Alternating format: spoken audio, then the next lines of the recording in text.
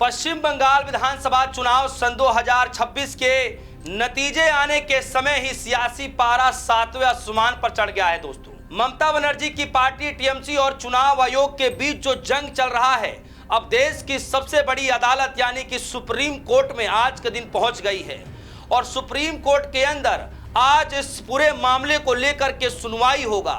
ममता बनर्जी ने मतगणना के लिए आयोग द्वारा बनाए नए नियमों को चुनौती दी है। दोस्तों, ये नया नियम क्या है, क्यों इस बात को लेकर इतना भारी विरोध प्रदर्शन किया जा रहा है, ममता बनर्जी ने सुप्रीम कोर्ट का दरवाजा क्यों खटखटाया, आखिर चुनाव आयोग ने लास्ट टाइम पर एन मौके पर नया नियम कौन सा बना दिया।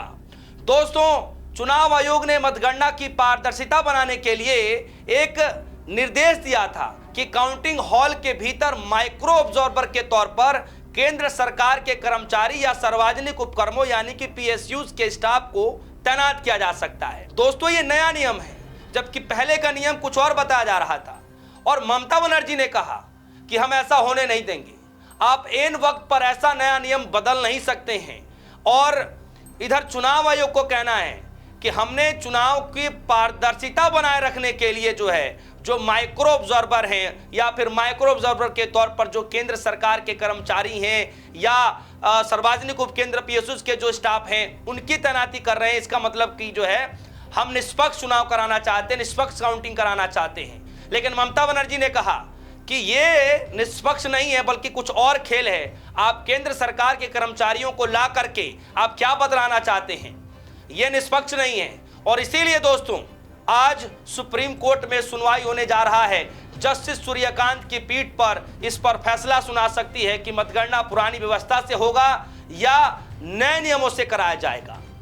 दोस्तों, जब से वेस्ट बंगाल के अंदर चुनाव हो रहा है तब से लेकर के हर दिन कुछ न कुछ नया विवाद देखने को मिलता रहा है। चाहे ममता बनर्जी वर्सेस चुनाव आयोग के बीच की बात हो या फिर Bharatiya Janata party versus TMC की बात हो या फिर वोटिंग के दौरान लगातार जो खबरें आती हैं, आप सभी को पता है लाठीचार्ज की खबरें, बहुत सारी ऐसी तस्वीरें आती रही हैं। लेकिन इसी बीच ममता बनर्जी और चुनाव आयोग के बीच चुनाव होने से ठीक 2 महीने पहले से ये लड़ाई चल रही है। और आज देखिए कि मतगणना के समय में भी यानी महज कुछ घंटे रह गए हैं, इस बीच भी जो जंग दोनों की तरफ से छिड़ा हुआ है वो रुकने का नाम नहीं ले रहा। दोस्तों, पूरा मामला देश की सबसे बड़ी अदालत सुप्रीम कोर्ट में पहुंच गया है। पूरा विवाद क्या है दोस्तों, दरअसल चुनाव आयोग ने मतगणना की पारदर्शिता बनाए रखने के लिए एक निर्देश दिया था कि काउंटिंग हॉल के भीतर माइक्रो ऑब्जर्वर के तौर पर केंद्र सरकार के कर्मचारी या सार्वजनिक उपक्रमों यानी पीएसयूज के स्टाफ तैनात किए जाएंगे। टीएमसी ने इस नियम पर आपत्ति जताई। ममता बनर्जी के पार्टी का तर्क है कि यह नियम राज्य के प्रशासनिक अधिकारियों में दखल है और इससे मतगणना की निष्पक्षता प्रभावित हो सकती है। जस्टिस सूर्यकांत की अध्यक्षता वाली पीठ के सामने इस मामले का उल्लेख किया गया। टीएमसी की ओर से वरिष्ठ वकील ने दलील दी कि चुनाव आयोग का यह फैसला अचानक लिया गया है और यह स्थापित परंपराओं के खिलाफ है। यानी याचिका में यह मांग की गई है कि मतगणना की प्रक्रिया वैसे ही होनी चाहिए जैसे पहले होती आई है, जिसमें राज्य के कर्मचारियों की मुख्य भूमिका होती है। अब दोस्तों, आपको समझ में आ गया होगा, ये जब भी चुनाव कराए जाते हैं, मतगणना का समय होता है तो उसमें राज्य के कर्मचारियों की उसमें भूमिका रहती है। लेकिन ये जो नया नियम है जिसमें ऑब्जर्वर के तौर पर केंद्र सरकार के कर्मचारियों को या फिर पीएसयू के जो स्टाफ हैं उनको लगाने की जो नई योजना बनाई गई है, नई रणनीति लाई गई है, उसका विरोध टीएमसी पार्टी कर रही है कि भाई जब सदियों से सालों से जब ये पुराना परंपरा रहा है, दशकों से जब पुराना परंपरा रहा है कि राज्य की सरकार के जो कर्मचारी हैं उनकी भूमिका होती है, तो फिर ये ऐन वक्त पर ये नया बदलाव क्यों। और इसीलिए दोस्तों, पूरा मामला सुप्रीम कोर्ट के अंदर पहुंच गया और 10 प्रमुख दलीलें मैं आपको बताऊंगा कि याचिका के अंदर टीएमसी ने क्या क्या रखी हैं। वो 10 दलीलें आप सभी के सामने रखने जा रहा हूं, जिसको बताया जा रहा है कि संघीय ढांचे का उल्लंघन है। सबसे पहले याचिका में कहा गया है कि राज्य के कर्मचारियों को हटाकर केवल केंद्र कर्मचारियों को तैनात करना भारत के संघीय ढांचे पर चोट है। दूसरा, राज्य कर्मचारियों पर अविश्वास। दोस्तों, अब जब केंद्र के कर्मचारियों को लाया जाएगा, पीएसयूज के स्टाफ को लगाया जाएगा, तो जो राज्य के कर्मचारी हैं उन पर अविश्वास ही होगा कि भाई आप उन पर विश्वास नहीं जता पा रहे हैं।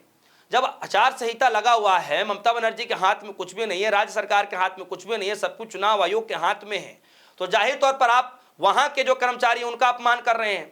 टीएमसी ने पूछा कि क्या चुनाव आयोग को बंगाल के सरकारी कर्मचारियों पर भरोसा नहीं है या राज्य के प्रशासनिक अमले का अपमान नहीं है तो क्या है।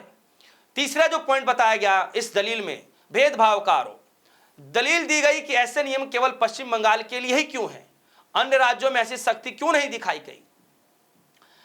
सवाल तो गंभीर है भाई, 5 राज्यों में चुनाव हुए और किसी राज्यों में इस तरह खबरें नहीं निकल कर आई, तो फिर पश्चिम बंगाल में ही क्यों। चौथा जो दलील दिया गया, प्रक्रिया में अचानक से बदलाव।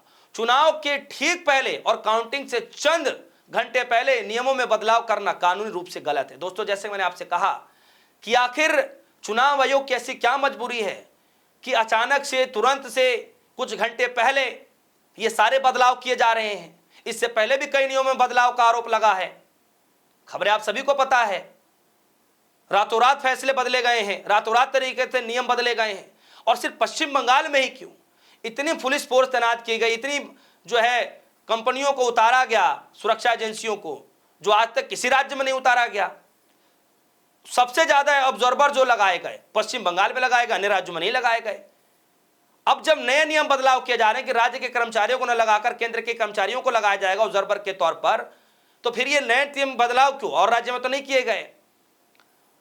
पांचवा, पारदर्शिता पर सवाल। टीएमसी ने तर्क दिया है कि केंद्रीय कर्मचारी और पीएसयू के अफसरों की तैनाती से निष्पक्षता प्रभावित हो सकता है। जाहिर तौर पर दोस्तों, जब आप उधर विश्वास नहीं कर पा रहे हैं तो इधर पार्टी का विश्वास करना थोड़ा सा दिक्कत हो सकता है।